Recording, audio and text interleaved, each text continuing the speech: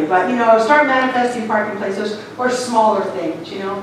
Maybe you can manifest dimes and nickels showing up on the ground around you. Maybe you can manifest, you know, just somebody be nice to you today. I don't know. Start with something small, but start to believe it and know that you're putting that energy out there and it's coming back to you as well. We must prove it to ourselves, he said. It's no respecter of persons, he said. Anybody can use it. The greatest example of that is electricity. Well, maybe not the greatest, but my favorite anyway. And I've used it before, but it's worth saying again. The law of electricity, that plug-in over there, doesn't respect whether I'm a saint or a terrible person. It really doesn't care. So no more of that, but I'm a good person. That's really good to be a good person. But the quantum field that we're in doesn't care whether you're a good person. It cares what you're putting out.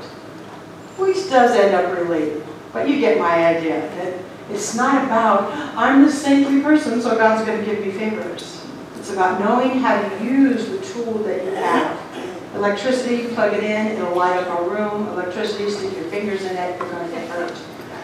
Quantum field, we use it for our greatest good, or we can use it to have crap come back to us.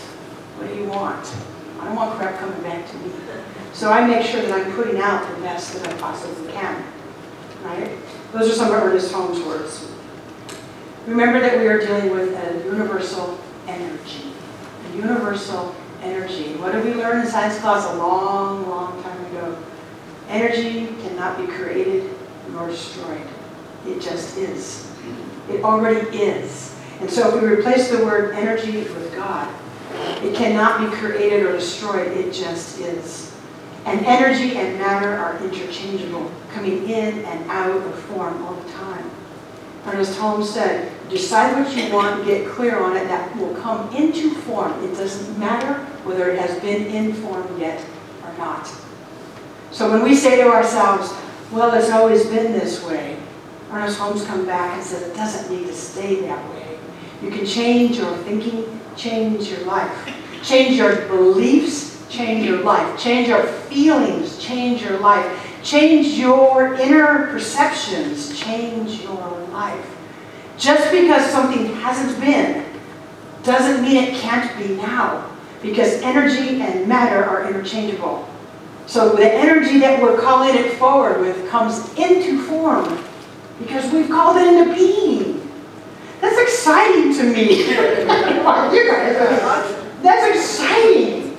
It doesn't matter whether I've seen it before. I can say right now, and I can make my claim on whatever that is. Right now, Harmony Center is overflowing with abundance. It doesn't matter that it hasn't been before. It can be so now. With that one, though, I kind of need you all to work with me on that. I need you all to work with me because we're in this thing called collective consciousness. We're in the cosmic soup together. Okay, where was I? Because that wasn't what I was going to say. about the energy. So that's a really, really good reminder. We don't create it. We can't destroy it, but we use it. We use the energy of God. We use the universal energy to create the best life we can. And Ernest Holmes said that over and over and over again. Let me give you 2 more readings from Ernest, and then I'm almost done.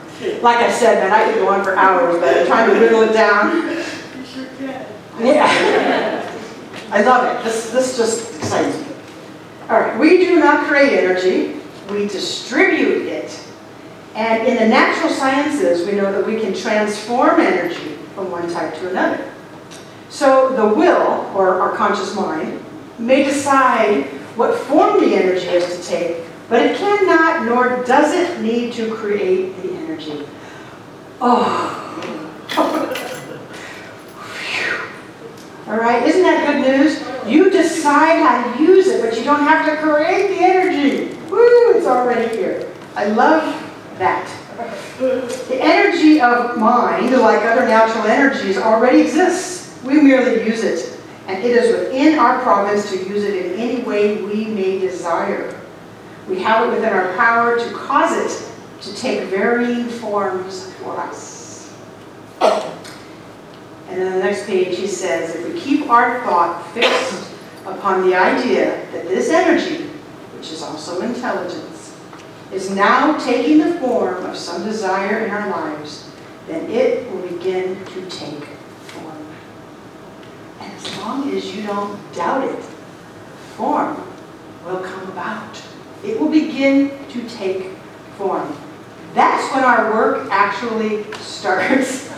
We're going to leave that for another talk. The bottom line for us is that we are co-creating with this energy all the time. So saith Ernest Holmes, and so saith Bruce Lipton. That we are using this energy all the time to create our lives. This is like the bottom line. Our thoughts, our beliefs, our prayers, our perceptions, we are co-creating with this universal energy. We can change our thinking, change our life anytime that we want. It's time to stop doubting that. It is both scientific and spiritual. The day that Ernest Holmes wanted to see, or the day when science and religion walk hand in hand, that day is here now. It is both spiritual and scientific. And lastly, since this is an adventure that we're living, this life is an adventure and experiment, we might as well have fun playing around in that cosmic soup. Let's pray. Let's close our eyes. Let's imagine ourselves playing around in this cosmic soup right now. And so maybe even as I speak, imagine yourself surrounded by the waves and give them a color. Maybe it's a mist. And that thing is gone. Those waves, that mist, that energy that you might can see or feel, that's what we call God. That's what we call mind. That's what we call universal energy, all interchangeable words. It's what we call the quantum field. And right here, all of it is right here. There's only one thing. And so it is everywhere. There's not just a piece of it here. It's all here. And so knowing that that spirit is right here where we are, surrounding us and dwelling us, I also know that it created each of us by becoming us. This one source, this one universal energy became all of us unique people. And so right here where we are, we've got all of it. We've got the intelligence. We've got the power to create. We've got the love, which is the givingness. We've got it right here. Imagine it in your heart pocket, if you will, that right there you've got all the power you need. We've got the power of mind. We've got the power of belief. We've got the power of law. And just like the energy that we don't have to create, because it's already here, we don't have to create the law either. It is the quantum field. And so I speak the word for us that what we do better today than ever before is that we use this cosmic soup for our greatest good. That we use this quantum field of energy to radiate out to others as well as to come back to ourselves. As we dance in this soup and as we come across situations that challenge us, let's stop and remember we are in this quantum field together. And at that moment is the point of power. And so I speak that word for us. The point of power is always here, now. I'm knowing that each of us leaves here today filled with a renewed sense of, I've got the power, baby. I've got the energy. I'm using this universal energy. And I'm using it for the best good I can today. I'm grateful for the revelations of science and religion that are coming together. I'm grateful for the pioneers out there in the field doing this work so that we may say, yes, that's what Ernest Holmes was teaching.